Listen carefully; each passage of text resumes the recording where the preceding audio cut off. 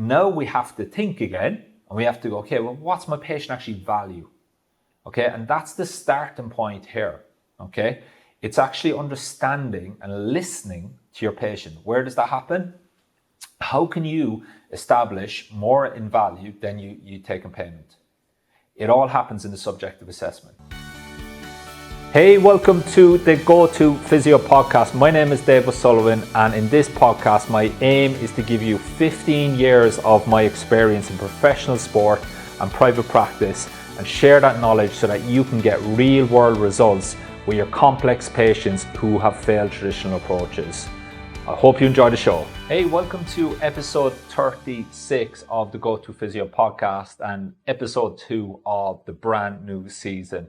Now, we've got 4 types of episodes on this new season. We've got episodes which will be pretty much HPP or happy progressing patients. That's going to be based off my new book, okay? And what we're going to be doing in those episodes is we're going to help you really go from knowing the information in each chapter of the book to really understanding the information, okay? And again, one of my previous coaches said, you hear something, you know it, and then eventually you understand it. And I want to get you from knowing to really understanding it in those episodes. The second type of episode is a Q&A, okay? So that's where I'll answer 2 to 3 questions in an episode. If you want to ask a question and get your questions answered in a podcast episode, then go to thegotophysio.com/questions.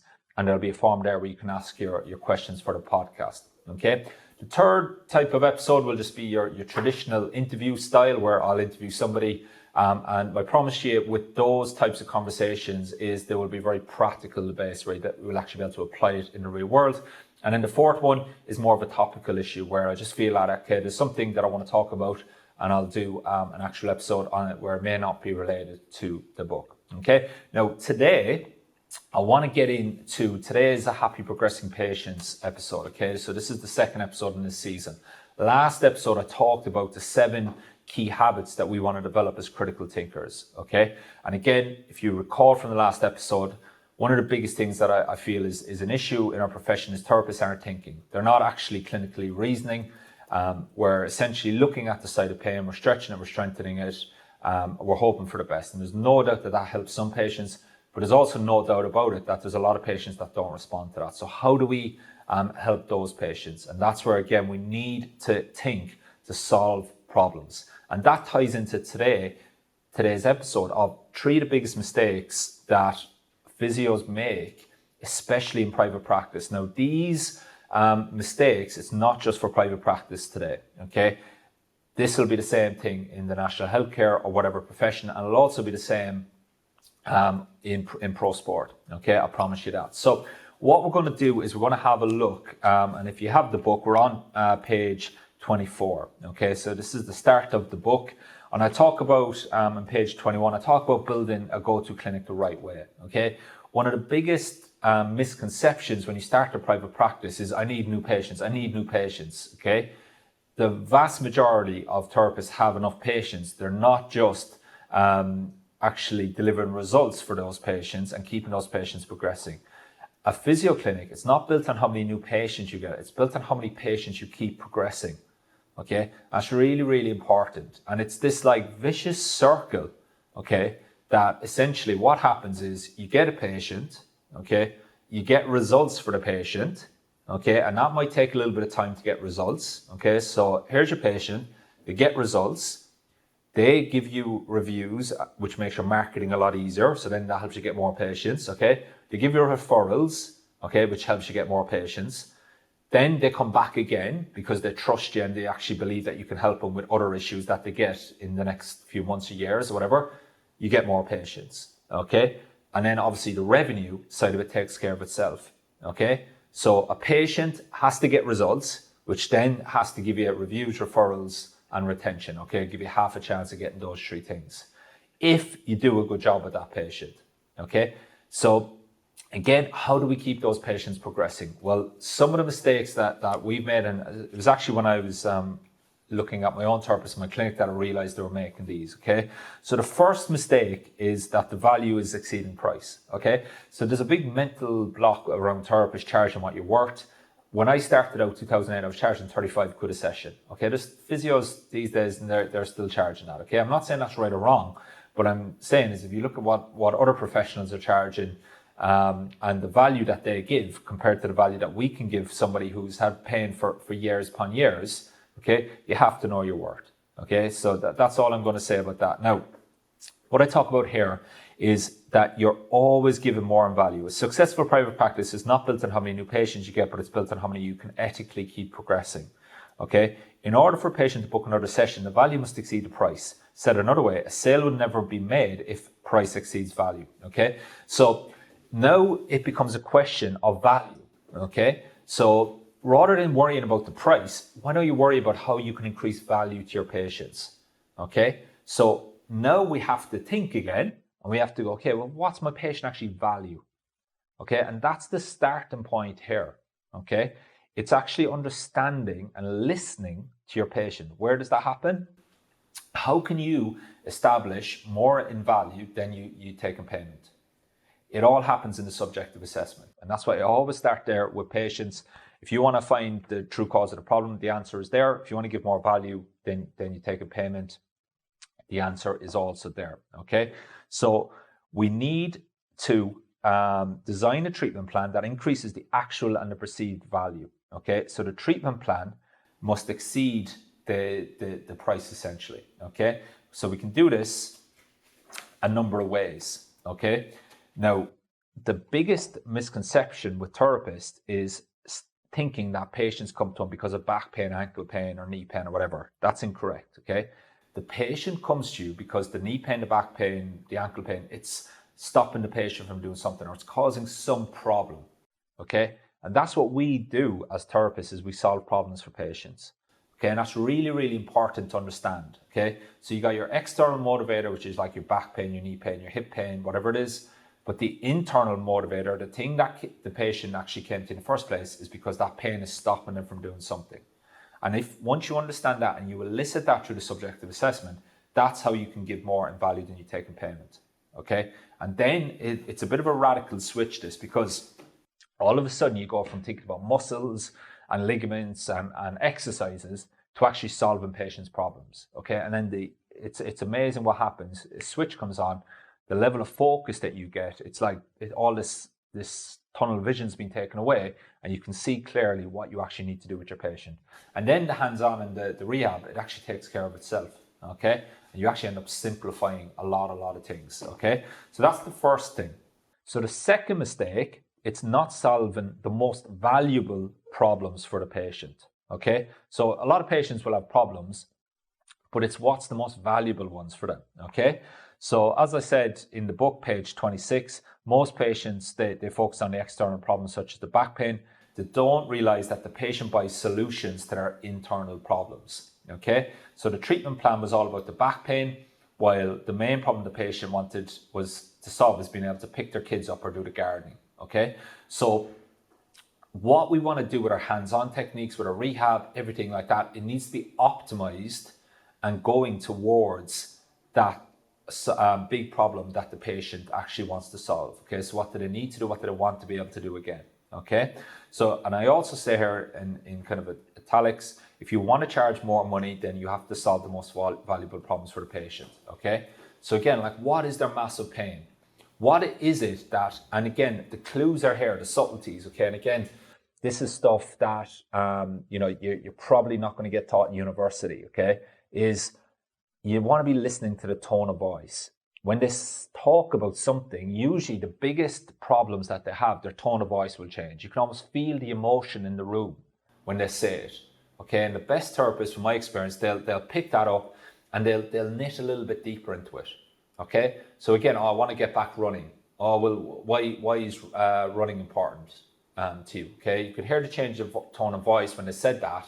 You could hear the emotion behind the words. And you dig a bit deeper. Oh, well, it's my only hour where I can get away from the kids and I can just have my own time and then I can go home and I'll feel refreshed and I'll feel like I'm a good mother or father again, okay, or to handle the stress.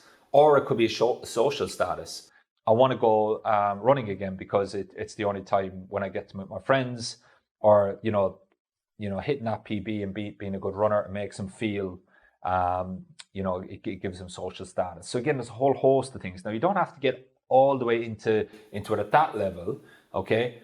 But it's really important to understand what are the actual things that the patient wants solved, okay? And then when you get that, and when you understand that, then your treatment plan would probably take a very different view rather than just lying them on their back and giving them a few different exercises, okay? Now, the third mistake is not understanding that a patient's motivation and behavior will change from session 1 to session 2 to session 4 to session 6, okay? This is absolutely critical, okay? And it took me a long time to understand this, okay? As time goes on, the motivation a patient has to achieve their dream outcome, it naturally drops, okay? It's like everybody, you go on a diet, you go on a new health regime, you look at the gyms. At the time of recording, this is the 7th of February. The first month of the year was chaotic in the gyms. I went up this morning before I came out to record these. The place was empty, at 8 o'clock. Okay, so as time goes on, motivation naturally drops. Okay, so that's where we need something else besides motivation in order to help our patients do their rehab, do their exercises to give us the best chance to get the results. Okay, again, I'm big into Fogg's behavior model. That's what I teach in a mentorship around that. I'll do a whole different episode on that. It's that important, okay? So the thing is, here, and I said on the 26th, patients or therapists are not taking this into account when prescribing exercises in later sessions. As motivation dips, the patient must be able to incorporate these exercises into their life with simple triggers, okay? So the big thing here that we want to understand is that the patient, and this is well versed in the literature as well, if you actually go and look at it, is that patients want to be able to do exercises, or they will do exercises that are easy to incorporate into their daily life, okay? AKA not having to lie on their back and get loads of equipment out, okay? Unless they're going to the gym, okay? That is easy to incorporate into their daily life. And then the other big thing is they feel the difference from doing the exercises, okay? And that's where we need a slightly different approach to a lot of our rehab, which I'll talk about in a completely different episode. So if you get those two things right, they feel a difference after doing the exercise, they feel better, okay, you change their state, and it's easy to incorporate. Now, interestingly, okay, that's a big thing as well of what patients want with hands-on treatment. Patients don't want hands-on treatment, they want the feeling that hands-on treatment gives them afterwards. So if you can replicate that feeling with a rehab exercise, you won't worry about your patients being passive and being reliant on your hands-on treatment, okay? And I know this enough now, and I've seen enough patients and enough persistent pain patients that don't want hands-on treatment. They want to feel better, okay? So the thing that brings the patient to our clinic, it's an internal problem, but the thing that keeps them long enough to achieve the solution is the milestones that they hit along the way, okay? So all of these smaller problems are, once we solve them, we get the patient to solve the biggest problem. So what's the biggest problem of all? It might be gardening, okay? What are other smaller problems along the way? They can't sit and relax their rib cage. They can't actually depress their rib cage. They can't lengthen their diaphragm. Okay, that's causing them a problem because they can't sit for long periods of time, okay, or they can't get into the positions that they need gardening. So once we break up these things along a graded exposure and you solve all these smaller problems, then the biggest problem of all naturally takes care of itself. And that's essentially then where all this is graded exposure, okay? It's that powerful. Now, the secret, or not the secret, but the beauty of all of this and the real benefit of doing this and understanding this is it gives you, the therapist, a whole new level of focus. Because now you go into the sessions and you're just working on solving the next problem for the patient. And then it becomes about, okay, well, what peripheral tissues, what central issues that may be contributing to this problem. Then it's like, okay, well, how do I get these tissues to relax? And now all of a sudden, it's not about the world's best hands-on technique or the world's best stretch. It's actually about just picking the right solution to solve the problem for the patient. Okay, and there's probably a whole host of different ways you can get it. And that's where if you're doing telehealth and you can't use your hands on, it's not a problem because you understand the strategy, you understand what you're trying to do with the patient, and then you've probably got a handful of ways to go about it. And if one way doesn't work, then you've got another way. Okay, and I always say the most dangerous number in the physio profession is one. Okay, one way of doing things, one hands-on technique, one rehab exercise that you rely on. Okay, because there's always a patient that won't respond, I promise you that. Okay, and if you haven't had a patient that hasn't responded yet, then respectfully, it's probably a matter of time. Okay, I wish it wasn't, but I thought I was invincible earlier in my career, and everything I could could solve with hands-on, okay? And it just wasn't true, okay? So that's the three big mistakes. So to recap, value not exceeding price, okay? That's mistake number one. Mistake number two, not solving the most valuable problems for the patient. Because when you get the most valuable and identify the most valuable problems, then the graded exposure is just solving smaller problems along the way, along the graded exposure path usually, okay? And then not understanding that a patient's motivation and behavior will change from session one onwards, okay? So that's where we need triggers, and we need other things, which I'll talk about in other episodes, because it deserves an episode of its own, in order to keep the patient motivated, okay? Now, the last thing I'll say about that is all these small problems that you're solving, these milestones that you're hitting along the way, something magical happens. The patient builds energy as they go through the session. So the usual way is the patient's motivated session one, and by session 3 or 4, energy dies. Okay, they drop, they'll barely do their exercises, you're lucky if they'll come back again. The beauty of doing it this way is that you're solving these problems for the patient, you're hitting these milestones, the patient's seeing along the way that they're getting closer and closer to their goal. So there's excitement building, okay? It's just the same as you were going on a car journey. If I was leaving Huddersfield today and I was going to London, it's probably 200 miles, give or take, okay? And if I had no signpost, no roadmap, and I just literally got into the car and I started driving, I've no idea how close to London I am, how long it's going to take, and where I am in the journey. It's probably the definition of insanity, okay? Now you flip that and you go, okay, I'm setting off to London, and then you see a signpost as I get past Sheffield, 150 miles, okay? Then you get to Leicester and it's 100 miles, okay? And then you get down to Luton or past Northampton and Luton, and it's like a sign for London saying 30 miles, okay? And then we get a little bit closer, 20 miles, 10 miles. As I get closer to London, I'm getting excited, the energy is building, I'm reaching my destination. That's exactly what we need to do with our patients as well, okay? Whereas you do it the other way, we don't tell the patient how long it's going to take. We don't tell them where they are in their treatment plan, how close they are to achieving their goal or arriving at their destination. And is it any wonder then that patients cancel, they don't turn up, they're demotivated? Okay, so we have to work smarter, not harder. Okay, we have to critically think, and we have to look at this a slightly different way. Okay, because there's a lot of patients that aren't responding to traditional approaches. Okay, that's it this week. Okay, value must exceed price, not solving the biggest problems for patients, and understanding that patients' motivation levels change from session one all the way through. So we have to anticipate this, and we have to have strategies in place to overcome these problems, because these are problems that we face in order to solve our patients' biggest problems, to help them solve their own problems. Okay, that's it this week. As always, the fee for the show, there's no advertising. I'm not spending, wasting your time with loads of different ads. It's very, very simple. If you enjoy the show, just share it. Just give a colleague the link to it, share it on your social media, and if you got value from it, just leave us a review. It gets awareness out there of the show, because I think a lot of therapists need to hear this. Okay. As always, this show is dedicated to giving you my 15 years experience in professional sport and private practice. Hopefully not 1 year repeated 15 times. As I grow and as I evolve, I want to share with you the biggest lessons learned and actually give you information that you can apply in the real world. Okay. So the application for this week is, number one, are you just focusing on back pain, or are you focusing on the problems that the back pain is causing the patient? Make a list of all the problems that the back pain is giving the patient. Again, where do you find that? Subjective assessment, aggravating easing factors usually, okay? Start focusing on them with your treatment plan, okay? Solving the biggest problems, what's the ultimate thing? That when they say it in the subjective assessment, you can feel the energy, you can feel the motivation. Okay, think about that this week, okay? And then the third thing is just be aware of your patient's motivation levels after session 2 or 3. Are they hitting these milestones? Do they know how close they are, okay?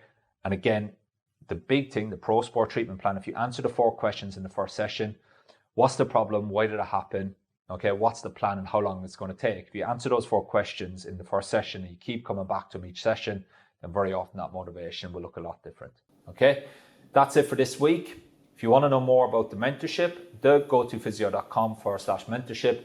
If you want to know more about our new and exciting project that we have that's not released at the time of recording this, but it may be if you're listening to this later, go to physio.com/members for therapists who aren't ready for the mentorship.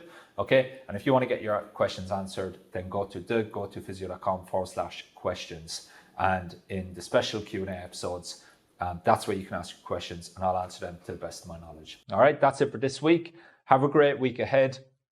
Make sure you give your patients more value than you take in payment. Make sure that you solve big problems for patients. Because as I said, we've got a really, really great job where we can make a massive impact on people's lives. Okay, all we need to do is think. We need to work smarter, not harder. We need to go from knowing knowledge to really understanding the knowledge, understanding the why behind everything we do. And a lot of that, it all starts with having a structure and a step-by-step system to help you think. All right, that's it for this week. See you next week.